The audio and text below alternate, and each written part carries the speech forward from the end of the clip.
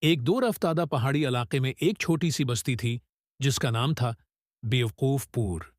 اس بستی کے لوگ بہت نیک دل تھے، نماز کے پابند، لیکن ان میں ایک بہت بڑی کمی تھی۔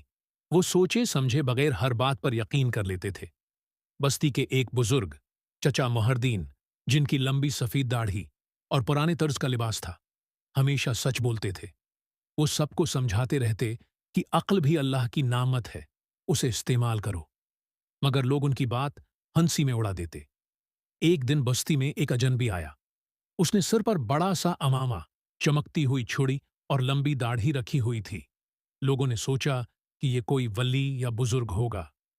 اس نے کہا، اگر تم سب اپنے گھر کی دیواروں پر شہد لگاؤ گے تو راتوں رات تمہارے گھر دولت سے بھر جائیں گے۔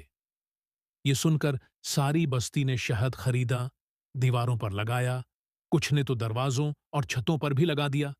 مگر صبح ہوئی تو کیا دیکھتے ہیں؟ شہد پر چیونٹیاں، مکھیاں اور کیڑے مکوڑے رینگ رہے تھے اور پورا گاؤں گند سے بھر گیا تھا۔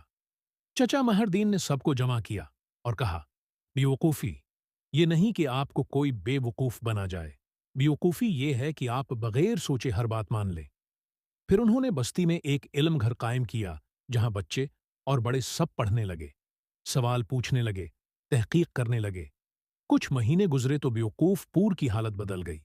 لوگ سمجھدار ہو گئے، کاروبار ترقی کرنے لگے اور بستی کا نام بدل کر دانش نگر رکھ دیا گیا۔ سبق: ہر بات پر فوراً یقین کرنا عقل مندی نہیں۔ جو بات سنی جائے اسے سوچ کر، پرکھ کر اور علم کی روشنی میں قبول کرنا ہی اصل عقل مندی ہے۔